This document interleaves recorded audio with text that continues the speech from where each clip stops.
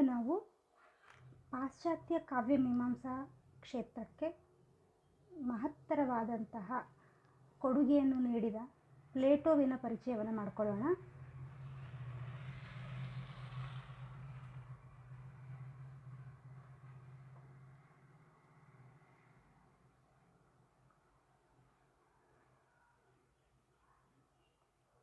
ಪಾಶ್ಚಾತ್ಯ ಕಾವ್ಯಮೀಮಾಂಸೆ ಅಂದರೆ ಮೊದಲಿಗೆ ಕವಿ ಮತ್ತು ಕಾವ್ಯದ ಲಕ್ಷಣಗಳು, ಕಾವ್ಯದ ಪ್ರಭೇದಗಳು, ಕಾವ್ಯಗಳಲ್ಲಿ ಅಲಂಕಾರ, ರೀತಿ, ರಸ, ಧ್ವನಿ ಮೊದಲಾದವುಗಳ ಸ್ಥಾನ ಏನು, ಕಾವ್ಯದ ವಸ್ತು ಯಾವುದು, ಕಾವ್ಯದ ಆತ್ಮಗಳ ಪರಿಶೀಲನೆ ಇತ್ಯಾದಿಯಾಗಿ ಕಾವ್ಯ ವಿದ್ಯೆಗೆ ಸಂಬಂಧಿಸಿದ ವಿಷಯಗಳ ಶಾಸ್ತ್ರೀಯ ನಿರೂಪಣೆಯನ್ನೇ ನಾವು ಕಾವ್ಯಮೀಮಾಂಸೆ ಅಂತ ಕರಿತೀವಿ. ಈ ಕಾವ್ಯಮೀಮಾಂಸೆಯಲ್ಲಿ ನಾವು ಈ ಹಿಂದೆ ಭಾರತೀಯ ಕಾವ್ಯಮೀಮಾಂಸೆಯನ್ನು ಕೂಡ ಓದಿದ್ದೇವೆ. ಭರತನಿಂದ ಮೊದಲುಗೊಂಡು ಆನಂದವರ್ಧನ, ಉದ್ಭಟ, ರುದ್ರಟ ಇವರವರೆಗೂ ಕೂಡ ನಾವು ನೋಡಿದ್ದೀವಿ. ವಿಶ್ವನಾಥ ಇವರೆಲ್ಲರ ಒಂದು ಸಿದ್ಧಾಂತಗಳನ್ನು ನಾವು ಮನದಟ್ಟು ಮಾಡ್ಕೊಂಡಿದ್ದೀವಿ.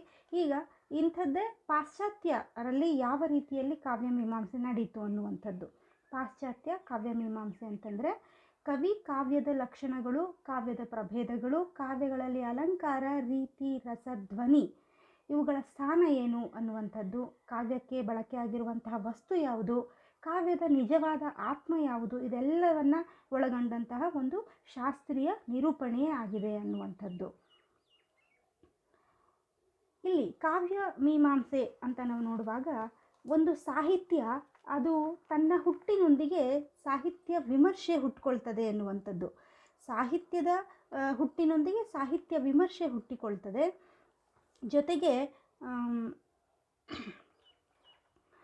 ಯಾವ ಸಾಹಿತ್ಯವನ್ನು ಓದುಗ ಅಥವಾ ಆಸ್ವಾದಕ ಅದನ್ನು ಸವಿತಾನೋ ಓದ್ತಾನೋ ಅವನು ಪ್ರತಿಕ್ರಿಯೆಯನ್ನು ನೀಡದೆ ಬಿಡೋದಿಲ್ಲ. ಒಂದು ಸಾಹಿತ್ಯವನ್ನು ಓದುವಂತಹ ಆಸ್ವಾದಕ ಅಥವಾ ಓದುಗ ಪ್ರತಿಕ್ರಿಯೆಯನ್ನು ನೀಡದೇ ಇರಲಾರ. ಹಾಗಾಗಿ ಇಂತಹ ಪ್ರತಿಕ್ರಿಯೆಗಳಲ್ಲಿಯೇ ಮೀಮಾಂಸೆ, ವಿಮರ್ಶೆ ಈ ಮುಖಗಳು ಸಿಗ್ತವೆ ನಮಗೆ ಅನ್ನುವಂಥದ್ದು. ಎಷ್ಟೋ ಸಲ ಕಾವ್ಯಗಳನ್ನು ರಚಿಸಿದಂತಹ ಕವಿಗಳೇ ತಮ್ಮ ಕೃತಿಗಳಿಗೆ ಮೀಮಾಂಸಕರು ಆಗಿರ್ತಾರೆ, ವಿಮರ್ಶಕರು ಕೂಡ ಆಗಿರ್ತಾರೆ. ಯಾಕಂತಂದರೆ ಕಾವ್ಯಗಳು ಹುಟ್ಟಿದಂತಹ ಸಂದರ್ಭಗಳಲ್ಲಿಯೇ ಆ ಕೃತಿಗಳ ಒಡಲಿನಲ್ಲಿಯೇ ಮೀಮಾಂಸೆ ಕೂಡ ಹಾಗೂ ವಿಮರ್ಶೆಗಳು ಕೂಡ ವಿಚಾರಗಳು ಒಳಗೊಂಡು ಬಂದಿರ್ತವೆ ಅನ್ನುವಂಥದ್ದು. ಹೀಗಾದಾಗ ಆ ಮೊದಲನೇ ಅಂಶವನ್ನು ಇದು ದೃಢಪಡಿಸ್ತದೆ. ಸಾಹಿತ್ಯ ಕೃತಿಯೊಂದಿಗೆಯೇ ಮೀಮಾಂಸೆ ಮತ್ತು ವಿಮರ್ಶೆ ಅನ್ನುವಂಥದ್ದು ಹುಟ್ಟಿಕೊಂಡಿರ್ತದೆ ಅನ್ನುವಂಥದ್ದು. ಕ್ರಿಸ್ತಪೂರ್ವ 5ನೇ ಶತಮಾನಕ್ಕೆ ಮುನ್ನವೇ ಹಲವಾರು ಗ್ರೀಕ್ ಬರಹಗಾರ ಸಾಹಿತಿಗಳು ಸಾಹಿತ್ಯ, ಅದರ ಸ್ವರೂಪ, ಉಗಮ, ಪ್ರಯೋಜನ ಮತ್ತಿತರ ವಿಚಾರಗಳ ಬಗೆಗೆ ಅಲ್ಲಲ್ಲಿ ಕುತೂಹಲ ಮನದಿಂದ ಮಾತನಾಡಿದ್ದನ್ನು ವಿದ್ವಾಂಸರುಗಳು ದಾಖಲೀಕರಣ ಮಾಡಿದ್ದಾರೆ. ಸುಪ್ತಗುಪ್ತವಾದಂತಹ ಈ ಗ್ರೀಕ್ ಕವಿಗಳ ಸಾಹಿತ್ಯದ ಬಗೆಗಿನ ಈ ಕುತೂಹಲ ಏನಿದೆಯಲ್ಲ, ಇದೇ ಮುಂದೆ ಪ್ಲೇಟೋ, ಅರಿಸ್ಟಾಟಲ್ ಮೊದಲಾದವರಲ್ಲಿ ಪಾಶ್ಚಾತ್ಯ ಕಾವ್ಯಮೀಮಾಂಸೆ ಒಂದು ಪರಂಪರೆಯಾಗಿಯೇ ಒಂದು ವ್ಯವಸ್ಥಿತವಾದ ರೂಪಧಾರಣೆ ಮಾಡಿಕೊಂಡು ಮುನ್ನಡೆಯಿತು ಅಂತ ಹೇಳಿದ್ರೆ ತಪ್ಪಾಗಲಾರ್ದು. ಯಾಕಂತಂದರೆ ಯಾವುದೇ ಕ್ಷೇತ್ರ ಆಗಿರಬಹುದು, ಆ ಕ್ಷೇತ್ರ ಒಮ್ಮೆಲೆ ಧುತ್ತಂತ ಹುಟ್ಕೊಂಡು ಬಿಡೋದಿಲ್ಲ. ಜೊತೆಗೆ ಹಾಗೆ ಹುಟ್ಕೊಂಡು ಆಕಾಶದೆತ್ತರಕ್ಕೆ ಒಮ್ಮೆಲೆ ಬೆಳೆಯುವುದು ಕೂಡ ಸಾಧ್ಯವಾಗಲಾರದು. ಹಾಗಾಗಿ ಕ್ರಮೇಣ ಬೆಳವಣಿಗೆ ಆಗಿರುವಂಥದ್ದು ಈ ಪಾಶ್ಚಾತ್ಯ ಕಾವ್ಯಮೀಮಾಂಸೆ. ಪ್ಲೇಟೋ, ಅರಿಸ್ಟಾಟಲ್ ಇವರದೇ ಆದಂಥ ಒಂದು ಪರಂಪರೆಯಾಗಿ ಒಂದು ವ್ಯವಸ್ಥಿತ ರೂಪಧಾರಣೆಯನ್ನಾಗಿ ಇದು ಪಡ್ಕೊಳ್ತು ಅನ್ನುವಂಥದ್ದು.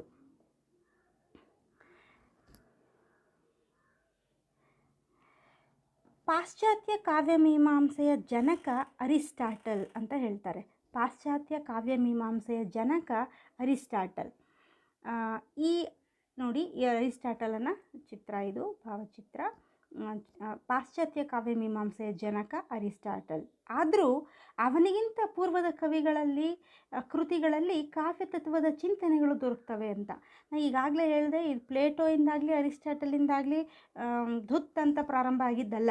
ಆ ಹಿಂದೆನೂ ಕೂಡ ಹಲವಾರು ಗ್ರೀಕ್ ಬರಹಗಾರರಿಂದ ಈ ಕಾವ್ಯತತ್ವ ಚಿಂತನೆಗಳ ಬಗ್ಗೆ ಹಲವಾರು ಚಿಂತನೆಗಳು ನಡೆದಿದ್ದಾವೆ ಅನ್ನುವಂಥದ್ದು.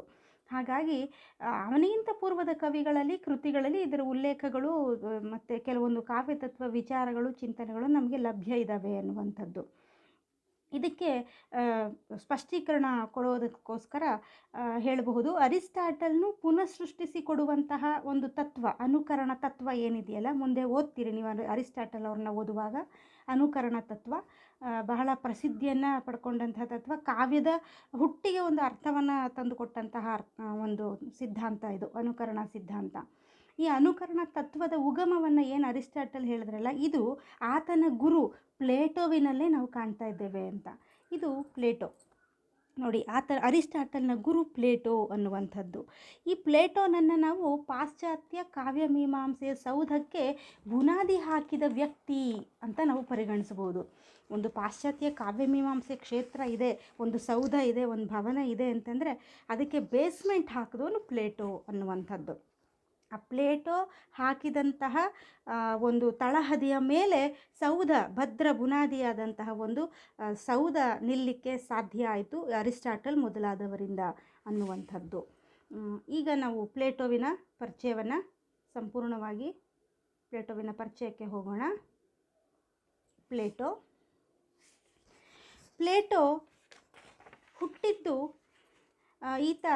ಹುಟ್ಟಿದ್ದು ಗ್ರೀಸ್ ದೇಶದಲ್ಲಿ, ಅಥೆನ್ಸ್ ಅನ್ನುವಂತಹ ನಗರದಲ್ಲಿ.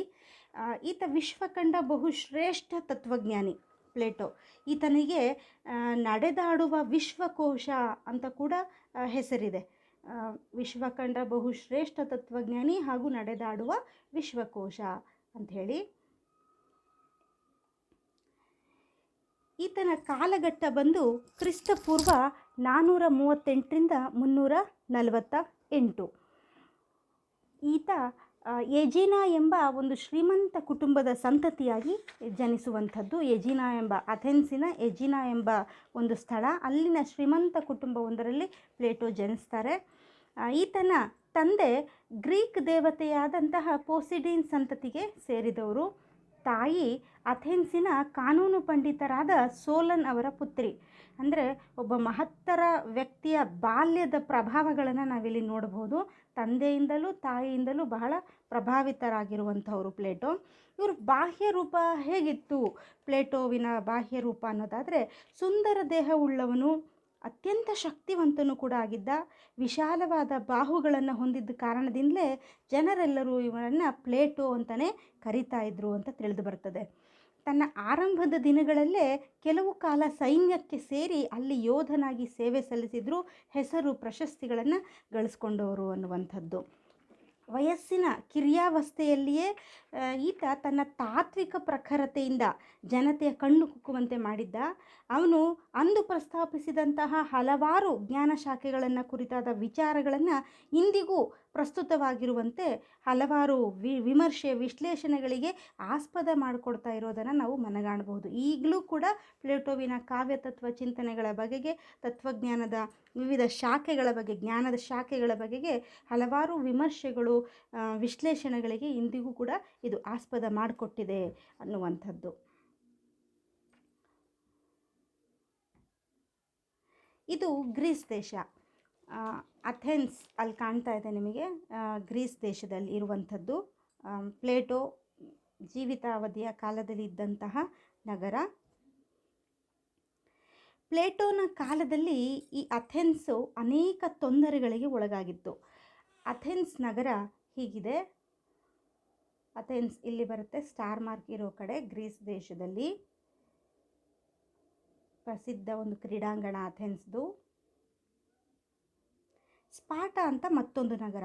ಅಥೆನ್ಸಿಗೂ ಸ್ಪಾಟಾಗೂ ಯುದ್ಧ ಸಂಭವಿಸುತ್ತೆ. ಈ ಸ್ಪಾಟವನ್ನು ನೋಡೋಣ. ಅಲ್ಲಿ ಆಯತಾಕಾರದ ಬಾಕ್ಸ್ನಲ್ಲಿ ಸ್ಪಾಟ ಅನ್ನುವಂಥದ್ದನ್ನು ನಾವು ಗುರುತಿಸಿದ್ದೇವೆ. ಸ್ಪಾಟ ನಗರ. ಅಥೆನ್ಸ್ ಹಾಗೂ ಸ್ಪಾಟ ಈ ಎರಡೂ ನಗರಗಳ ನಡುವೆ ಯುದ್ಧ ಆದಾಗ ಸ್ಪಾರ್ಟ ಅಥೆನ್ಸನ್ನು ಯುದ್ಧದಲ್ಲಿ ಸೋಲಿಸಿಬಿಡುತ್ತೆ. ನಂತರದ ಕೆಲವು ಕಾಲ ಅಥೆನ್ಸ್ನಲ್ಲಿ ನಿರಂಕುಶ ಪ್ರಭುತ್ವ ನೆಲೆಯಾಗುತ್ತೆ. ಮತ್ತು ಕೆಲವೇ ಸಮಯದಲ್ಲಿ ಅಥೆನ್ಸ್ ಪ್ರಜಾಪ್ರಭುತ್ವಕ್ಕೆ ಬಂದುಬಿಡುತ್ತೆ, ಪ್ರಜಾಪ್ರಭುತ್ವ ಅಸ್ತಿತ್ವಕ್ಕೆ ಬರುತ್ತೆ ಅಥೆನ್ಸಲ್ಲಿ. ಆದರೆ ಜನತೆಯ ನೈತಿಕ ಜೀವನ ಅಷ್ಟೊತ್ತಿಗೆ ತೀರಾ ಹದಗೆಟ್ಟೋಗ್ಬಿಟ್ಟಿರುತ್ತೆ. ಪ್ಲೇಟೋವಿನ ಗುರು ಒಬ್ಬರಿದ್ದರು, ಅವರೇ ಸಾಕ್ರೆಟಿಸ್ ಅನ್ನುವಂಥವ್ರು. ನೋಡಿ, ಸಾಕ್ರೆಟಿಸ್ನ ಒಂದು ಪ್ರತಿಮೆ ಇದು. ಪ್ಲೇಟೋವಿನ ಗುರು. ಈತ ಮಹಾನ್ ತತ್ವಜ್ಞಾನಿ, ಚಿಂತಕ. ಈತನಿಗೆ ಬಂದಂತಹ ದುರವಸ್ಥೆ ಏನಪ್ಪ ಅಂತಂದರೆ, ಗ್ರೀಸ್ ದೇಶದ ಅಜ್ಞಾನಿಗಳ, ಅಥೆನ್ಸ್ ದೇಶದ ಅಜ್ಞಾನಿಗಳ ಆಕ್ರೋಶಕ್ಕೆ ಬಲಿಯಾಗಿ ಈತ ವಿಷ ಕುಡಿದು ಸುನೀಗಬೇಕಾಯಿತು.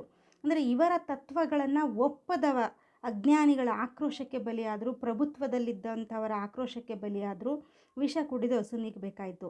ಇಂತಹ ಅನಿಷ್ಟ ಘಟನೆಯಿಂದಾಗಿ ಪ್ಲೇಟೋ ತುಂಬ ನೊಂದ್ಕೊಂಡವನು ಒಂದು ದೃಢ ನಿರ್ಧಾರ ಮಾಡಿದ. ರಾಜಕೀಯ ಜೀವನದಲ್ಲಿ ತಾನೇ ಸಕ್ರಿಯವಾಗಿ ಭಾಗವಹಿಸಿ ಅದನ್ನು ಸುಧಾರಿಸಿ ಪ್ರಜೆಗಳನ್ನು ಒಳ್ಳೆಯವರನ್ನಾಗಿ ಮಾಡಬೇಕೆಂಬ ಒಂದು ಭಾವನೆ ಅವನಲ್ಲಿ ಮೂಡಿತು. ಆದರೆ ತತ್ವಜ್ಞಾನ, ಗುರು ಸಾಕ್ರೆಟಿಸ್ ಹೇಳಿಕೊಟ್ಟಿದ್ದಂತಹ ತತ್ವಜ್ಞಾನ ತನ್ನ ಬಲದಿಂದ ತನ್ನೆಡೆಗೆ ಸೆಳೆಕೊಂಡು ರಾಜಕೀಯದಲ್ಲಿ ನೇರವಾಗಿ ಭಾಗಿಯಾಗುವ ಆಲೋಚನೆಯನ್ನು ಪ್ಲೇಟೋ ಕೈಬಿಟ್ಟ. ಅಥೆನ್ಸಿನ ಪ್ರಜಾಪ್ರಭುತ್ವದಲ್ಲಿ ಅವನಿಗೆ ವಿಶ್ವಾಸವೇ ಕಳೆದು ಹೋಗಿತ್ತು. ಪ್ರಜಾಪ್ರಭುತ್ವ ಅಂದರೆ ಅದೊಂದು ಜನಜಂಗುಳಿಯ ದೊಂಬಿಯ ಆಳ್ವಿಕೆ ಎಂಬ ತೀರ್ಮಾನಕ್ಕೆ ಆತ ತಲುಪಿಬಿಟ್ಟಿದ್ದ. ಸಾಕ್ರೆಟಿಸ್ನ ಮರಣದಂಡನೆಯ ನಂತರದಲ್ಲಿ ಅಥೆನ್ಸ್ನ ಬದುಕಿನ ಬಗೆಗೆ ಅತ್ಯಂತ ಜಿಗುಪ್ಸೆ ಬಂದಾಗ ಈತ ಅಥೆನ್ಸನ್ನು ಬಿಟ್ಟುಬಿಡ್ತಾನೆ. ಅಥೆನ್ಸಿಂದ ಹೊರಟು ಗ್ರೀಸ್, ಈಜಿಪ್ಟ್, ಇಟಲಿ ಇನ್ನಿತರ ದೇಶಗಳಿಗೆ ಸಂಚಾರವನ್ನು ಕೈಗೊಳ್ತಾನೆ. ಮನಸ್ಸಿಗೆ ಸ್ವಲ್ಪ ಶಾಂತಿ ಸಮಾಧಾನ ದೊರೆತಾಗ ಮತ್ತೆ ಮರಳಿ ಅಥೆನ್ಸಿಗೆ ಬಂದು ನೆಲೆಸ್ತಾನೆ. ಕ್ರಿಸ್ತಪೂರ್ವ 366ರಿಂದ ಪ್ಲೇಟೋ ತನ್ನ ಶಿಷ್ಯರೊಂದಿಗೆ ಕೂಡಿಕೊಂಡು ದಿನನಿತ್ಯ ಹಲವಾರು ವಿಷಯಗಳನ್ನು ಕುರಿತು ಚಿಂತನೆ ಮಾಡುವಂತಹ ಕಾರ್ಯಕ್ಕೆ ಚಾಲನೆಯನ್ನು ಕೊಡ್ತಾನೆ. ಅಥೆನ್ಸ್ ಹತ್ತಿರನೇ ಇರುವಂತಹ ಒಂದು ಸಾರ್ವಜನಿಕ ಉದ್ಯಾನವನ್ನು ಈ ಒಂದು ಕೈಂಕರ್ಯಕ್ಕೆ ಅವನು ಆರಿಸ್ಕೊಳ್ತಾನೆ. ಅದನ್ನು ಅಕಾಡೆಮಿಯಾ ಅಂತ ಹೆಸರಿಟ್ಟು ಕರೀತಾನೆ. ಈ ಅಕಾಡೆಮಿಯಾ ಕೆಲವು ಕಾಲದ ನಂತರ ಈ ವ್ಯವಸ್ಥೆಯೇ ಅಕಾಡೆಮಿ ಎಂಬ ಹೆಸರನ್ನು ಪಡ್ಕೊಳ್ತದೆ. ಈ ಅಕಾಡೆಮಿ ನೋಡಿ, ಇದು ಅಕಾಡೆಮಿಯಾ, ಪ್ಲೇಟೋವಿನ ಅಕಾಡೆಮಿ ಅಥವಾ ಅಕಾಡೆಮಿಯಾ. ಈ ಅಕಾಡೆಮಿಯಲ್ಲಿ ನಡೆಯುತ್ತಿದ್ದಂತಹ ಚರ್ಚೆ ಸಂವಾದದ ಫಲಶ್ರುತಿಯಾಗಿ ಹಲವಾರು ಅಪ್ರತಿಮ ಶಿಷ್ಯರು ಹೊರಗೆ ಬರ್ತಾರೆ. ಅದರಲ್ಲಿ ಒಬ್ಬರು ಅರಿಸ್ಟಾಟಲ್. ನೋಡಿ, ಪ್ಲೇಟೋವಿನ ಶಿಷ್ಯ ಅರಿಸ್ಟಾಟಲ್, ಸಾಕ್ರೆಟಿಸ್ನ ಶಿಷ್ಯ ಪ್ಲೇಟೋ, ಪ್ಲೇಟೋವಿನ ಶಿಷ್ಯ ಅರಿಸ್ಟಾಟಲ್. ಈ ಮೂರು ಪರಂಪರೆಯಿಂದ ಪಾಶ್ಚಾತ್ಯ ಕಾವ್ಯಮೀಮಾಂಸೆಯನ್ನೇ ನಾವು ಹೇಳಬಹುದು ಅನ್ನುವಂಥದ್ದು. ಅಷ್ಟು ದಿಗ್ಗಜರಿವರು ಅಂತ 3 ಪರಂಪರೆಯಿಂದ ಬೆಳೆದು ಬಂದಿರುವಂತಹ ಒಂದು ಮೀಮಾಂಸಾ ಲೋಕ ಇದು ಅಂತ. ಪ್ಲೇಟೋನ ಈ ಒಂದು ಅಕಾಡೆಮಿ ಏನಿದೆ, ಅಲ್ಲಿ ಚಿಂತನ ಮಂಥನಗಳು, ಪ್ಲೇಟೋವಿನ ಕಾವ್ಯ ಚಿಂತನೆಗಳಿರ್ಬೋದು, ತತ್ವಜ್ಞಾನದ ಶಾಖೆಗಳ ಹಲವು ವಿಚಾರಗಳಿರ್ಬೋದು, ಈ ಎಲ್ಲ ವಿಚಾರಗಳನ್ನು ಅಲ್ಲಿ ಚಿಂತನೆ ಮಾಡಲಾಗ್ತಿತ್ತು. ಚಿಂತನ ಮಂಥನ ಕಾರ್ಯಕ್ರಮದಲ್ಲಿ ಹಲವಾರು ಹೊಸ ವಿಚಾರಗಳು ಆವಿಷ್ಕಾರ ಆಗ್ತಾಯಿದ್ವು. ಅಲ್ಲಿ ಹಲವಾರು ಶಿಷ್ಯಂದಿರನ್ನು ಗುರುಗಳ ಮಟ್ಟಕ್ಕೆ ತಲುಪುವಂತಹ ವಿಚಾರ ವಿಮರ್ಶೆಗಳು ಅಲ್ಲಿ ನಡೀತಾ ಇತ್ತು ಅನ್ನುವಂಥದ್ದು. ಈಗ ಪ್ರಸ್ತುತ ಅಕಾಡೆಮಿಯ ಇದರ ಪುನರುತ್ಥಾನ ನಡೀತಾ ಇದೆ. ಆ ಪುನರುತ್ಥಾನದ ಒಂದು ಚಿತ್ರಗಳಿವು. ಪ್ರಕೃತಿಯ ಮಧ್ಯದಲ್ಲಿಯೇ ನಡೀತಾ ಇದ್ದಂತಹ ಒಂದು ಶೈಕ್ಷಣಿಕ ವ್ಯವಸ್ಥೆ ಅಂತಲೇ ಹೇಳ್ಬೋದು. ಇದು ಸೀಟ್ಸ್ ಎಲ್ಲ ನೋಡ್ಬೋದು ನೀವಲ್ಲಿ. ಪ್ರಕೃತಿ ಮಡಿಲಲ್ಲಿಯೇ ಸಂವಾದ ಕಾರ್ಯಕ್ರಮ ನಡೀತಾ ಇತ್ತು. ಹೀಗೆ ನಡೆದಂತಹ ಒಂದು ಸಂವಾದಗಳನ್ನೆಲ್ಲವನ್ನು ಡೈಲಾಗ್ಸ್ ಎಂಬ ಹೆಸರಿನಲ್ಲಿ ಅವರ ಶಿಷ್ಯಂದಿರೇ ಸಂಪಾದನೆ ಮಾಡಿ ಪ್ರಕಟ ಮಾಡಿರ್ತಾರೆ. ಅಷ್ಟಕ್ಕೂ ಪ್ಲೇಟೋವಿನ ಜೀವನ ಅಂತಿಮ ಭಾಗ ಏನಿತ್ತು, ಪ್ಲೇಟೋವಿನ ಜೀವನದ ಅಂತಿಮ ಭಾಗ ಬಹಳ ಸುಖಮಯವಾಗಿತ್ತು. ತನ್ನ ಶಿಷ್ಯರು ಮಾಡ್ತಾ ಇದ್ದಂತಹ ಎಲ್ಲ ಕಾರ್ಯಗಳನ್ನು ಆತ ಮೆಚ್ಚಿಕೊಂಡಿದ್ದ. ಜೀವನದ ಕೊನೆಯವರೆಗೂ ತನ್ನ ಶಿಷ್ಯರಿಗೆ ಪಾಠ ಹೇಳ್ಕೊಳ್ತಾ ಅವರೊಂದಿಗೆ ಸಂವಾದ ನಡೆಸ್ತಾನೆ ಕಳೆದುಬಿಟ್ಟ. ಅಕಾಡೆಮಿಯಲ್ಲಿ ನಡೆದಂತಹ ಚರ್ಚೆಗಳೇನಿದೆಯಲ್ಲ, ಇದನ್ನು ಸಂವಾದಗಳು ಅಂತ ಹೆಸರಿಟ್ಟು ಶಿಷ್ಯಂದಿರು ಹೊರಗೆ ತರ್ತಾರೆ. ಅದರಲ್ಲಿ ತನ್ನ ಕೊನೆಗಾಲದಲ್ಲಿ ಸುಮಾರು 80 ವರ್ಷಗಳು ಆಗ ಪ್ಲೇಟೋಗೆ, ಕ್ರಿಸ್ತಪೂರ್ವ 348ರಲ್ಲಿ ಪ್ಲೇಟೋ ತನ್ನ ಶಿಷ್ಯನೊಬ್ಬನ ಮನೆಯಲ್ಲಿ ಇದ್ದಾಗಲೇ ಮರಣವನ್ನು ಹೊಂದುವಂಥದ್ದು ಅಂತ. ಇನ್ನು ಈತನ ಸಂವಾದಗಳ ಬಗ್ಗೆ ನಾವು ಮಾತನಾಡೋದಾದರೆ, ಪ್ಲೇಟೋ ನಡೆಸಿದಂತಹ ಸಂವಾದಗಳನ್ನು ಅಧ್ಯಯನದ ದೃಷ್ಟಿಯಿಂದ ಒಟ್ಟು 3 ಭಾಗಗಳಲ್ಲಾಗಿ ವಿಂಗಡಿಸಲಾಗಿದೆ. ಇಲ್ಲಿ ಒಟ್ಟು ಸಂವಾದಗಳು 42. ಅದರಲ್ಲಿ 14 ಸಂವಾದಗಳು ಮಾತ್ರ ಪ್ಲೇಟೋ ಹೆಸರಿನಲ್ಲಿ ಬೇರೆಯವರು ಬರೆದಿದ್ದಾರೆ ಅಂತ ವಿದ್ವಾಂಸರ ಹೇಳಿಕೆ. 42ರಲ್ಲಿ 14 ಪ್ಲೇಟೋ ಹೆಸರಲ್ಲಿ ಬೇರೆಯವರು ಬರೆದಿದ್ದಾರೆ ಅಂತ, ಉಳಿದವೆಲ್ಲ ಪ್ಲೇಟೋ ಸಂವಾದಗಳೇ ಅನ್ನುವಂಥದ್ದು. ಅಧ್ಯಯನದ ದೃಷ್ಟಿಯಿಂದ 3 ಭಾಗ ಮಾಡ್ಕೊಂಡಿದ್ದೇವೆ. 3 ಭಾಗಗಳನ್ನು ಒಂದೊಂದಾಗಿ ನಾವು ನೋಡೋಣ. ಈಗ ಸಂವಾದದ ಮೊದಲನೇ ಭಾಗ. ಇದರಲ್ಲಿ ಯುಥಿಪ್ರೋ ಹಾಗೂ ಕ್ರಿಟೋ ಅನ್ನುವಂಥದ್ದು, ಯುಥಿಪ್ರೋ ಹಾಗೂ ಕ್ರಿಟೋ ಅನ್ನುವಂತಹ ಪುಸ್ತಕಗಳನ್ನು ನಾವು ನೋಡ್ತಾ ಇದ್ದೀವಿ. ಇದರಲ್ಲಿ ಸಾಕ್ರೆಟಿಸ್ ತನ್ನ ಅಜ್ಞಾನಿ ಅಂತ ಯಾರನ್ನು ನಾವು ಕರಿತೀವೋ, ಸಾಕ್ರೆಟಿಸ್ನ ಸಾವಿಗೆ ಕಾರಣರಾದಂಥವರು, ಸಾಕ್ರೆಟಿಸ್ನ ವಿರೋಧಿಗಳು, ಇವರಿಗೆ ನೀಡಿದಂತಹ ಉತ್ತರ ರೂಪದಲ್ಲಿ ಈ ಸಂವಾದಗಳನ್ನು ಪ್ಲೇಟೋ ಸಂಯೋಜಿಸಿರುವಂಥದ್ದು. ಅಂದರೆ ಸಾಕ್ರೆಟಿಸ್ ತನ್ನ ವಿರೋಧಿಗಳಿಗೆ ನೀಡಿದ ಉತ್ತರಗಳನ್ನು ಇಲ್ಲಿ ಸಂಯೋಜಿಸಲ್ಪಟ್ಟಿರುವಂಥದ್ದು. ಪ್ರಶ್ನೋತ್ತರ ರೂಪದಲ್ಲಿರುವಂತಹ ಈ ಸಂವಾದಗಳು ತುಂಬ ಸ್ವಾರಸ್ಯಕರವಾಗಿರುವಂಥದ್ದು. ವಿರೋಧಿಗಳು ಕೇಳುವ ಪ್ರಶ್ನೆಗಳಿಗೆ ಇಲ್ಲಿ ನೇರವಾಗಿ ಸಾಕ್ರೆಟಿಸನೇ ಉತ್ತರ ಕೊಡ್ತಾನೆ ಅನ್ನುವಂಥದ್ದು. ಇದಿಷ್ಟು ಯುಥಿಪ್ರೋ ಮತ್ತು ಕ್ರಿಟೋ ಸಂವಾದದ ಮೊದಲ ಭಾಗದಲ್ಲಿರುವಂಥದ್ದು, ಪ್ರಶ್ನೋತ್ತರ ಮಾದರಿಯಲ್ಲಿ ಇರುವಂಥದ್ದು. ಸಾಕ್ರೆಟಿಸನ ವಿಚಾರಗಳನ್ನು ನಾವಿಲ್ಲಿ ನೋಡ್ಬೋದು ಅನ್ನುವಂಥದ್ದು. ಸಂವಾದದ ಎರಡನೇ ಭಾಗ, ಇದರಲ್ಲಿ ಫೆಡೋ, ಸಿಂಪೋಸಿಯಂ, ರಿಪಬ್ಲಿಕ್, ಈ ಮೂರು ಪುಸ್ತಕಗಳನ್ನು ನಾವು ನೋಡ್ತಾ ಇದ್ದೀವಿ. Phaedo, Symposium, Republic, the Republic of Plato, the Symposium, Plato, Phaedo ಅನ್ನುವಂಥದ್ದು ಇವು ಮುಖ್ಯವಾದವುಗಳಾಗಿವೆ, ಎರಡನೇ ಗುಂಪಿಗೆ ಸೇರಿದವು. ಇವುಗಳಲ್ಲಿ ಪ್ಲೇಟೋ ಇವುಗಳೆಲ್ಲವನ್ನು ತಾನು ಮಧ್ಯ ವಯಸ್ಸಿನಲ್ಲಿದ್ದಾಗ ಬರೆದಿರಬಹುದು ಅಂತ ಊಹಿಸಲಾಗಿದೆ. ಇಲ್ಲಿಯೂ ಕೂಡ ಸಾಕ್ರೆಟಿಸ್ನ ವಿಚಾರಗಳಿಗೆ ಪ್ಲೇಟೋ ಗಮನ ಕೊಟ್ಟಿರುವ ಹಾಗೆ ಕಾಣ್ತದೆ. ಇಲ್ಲಿನ ವಿಚಾರಗಳು ಪ್ರಶ್ನೋತ್ತರ ರೂಪದಲ್ಲಿಲ್ಲ, ಬದಲಿಗೆ ನೇರವಾಗಿ ಬಂದಿವೆ ಅಂತ. ಸಾಕ್ರೆಟಿಸನ ವಿಚಾರಗಳು ಇಲ್ಲಿ ನೇರವಾಗಿ ಪ್ರಸ್ತುತವಾಗಿವೆ ಅನ್ನುವಂಥದ್ದನ್ನು ನಾವು ನೋಡ್ಬೋದು. ಇದು ಸಂವಾದದ ಎರಡನೇ ಭಾಗ, Phaedo, the Republic of Plato, the Symposium ಅನ್ನುವಂಥದ್ದು ಎರಡನೇ ಭಾಗದಲ್ಲಿರುವಂಥದ್ದು. ಸಾಕ್ರೆಟಿಸ್ನ ವಿಚಾರಗಳೇ ನೇರವಾಗಿ ಬಂದಿವೆ ಅನ್ನುವಂಥದ್ದು. ಇನ್ನು ಮೂರನೇ ಭಾಗ, ಈ ಮೂರನೇ ಭಾಗದಲ್ಲಿ ಸ್ಟೇಟ್ಸ್ಮನ್, ಅಯಾನ್, ಲಾಸ್ ಅಂತ ನೋಡಿ. Plato statesman, the laws of Plato, ion ಅನ್ನುವಂಥದ್ದು ಬಹಳ ಮುಖ್ಯವಾಗಿರುವಂಥದ್ದು. ಇವುಗಳಲ್ಲಿ ಪ್ಲೇಟೋ ತನ್ನದೇ ಆದಂತಹ ಸ್ವತಂತ್ರ ವಿಚಾರಗಳನ್ನು ಹೇಳಿದ್ದಾನೆ. ಮೊದಲನೇ ಭಾಗದಲ್ಲಿ ಮತ್ತು ಎರಡನೇ ಭಾಗದಲ್ಲಿ ಸಾಕ್ರೆಟಿಸ್ನ ವಿಚಾರಗಳನ್ನು ತಂದಂತಹ ಪ್ಲೇಟೋ ಸಂವಾದದ ಮೂರನೇ ಭಾಗದಲ್ಲಿ ತನ್ನ ಕಾವ್ಯತತ್ವ ಚಿಂತನೆಗಳ ಬಗ್ಗೆ ಹೆಚ್ಚು ಒತ್ತನ್ನು ಕೊಟ್ಟಿದ್ದಾನೆ ಅನ್ನುವಂಥದ್ದು. ಇದನ್ನು ಪ್ಲೇಟೋ ತನ್ನ ಇಳಿ ವಯಸ್ಸಿನಲ್ಲಿ ಬರೆದಿರಬಹುದು ಅಂತ ಕೆಲವು ಪಂಡಿತರು ಅಭಿಪ್ರಾಯ ಪಡ್ತಾರೆ. ಈ ಅಯಾನ್ ಮತ್ತು ಏನು ರಿಪಬ್ಲಿಕ್ ಅನ್ನುವಂಥ ಕೃತಿಗಳಿದೆಯಲ್ಲ, ಈ ಭಾಗಗಳಲ್ಲಿ ಪ್ಲೇಟೋನ ಕಲಾಚಿಂತನೆಗಳಿಗೆ ಸಂಬಂಧಿಸಿದಂತಹ ವಿವರಗಳು ನಮಗೆ ದೊರಕ್ತವೆ ಅನ್ನುವಂಥದ್ದು.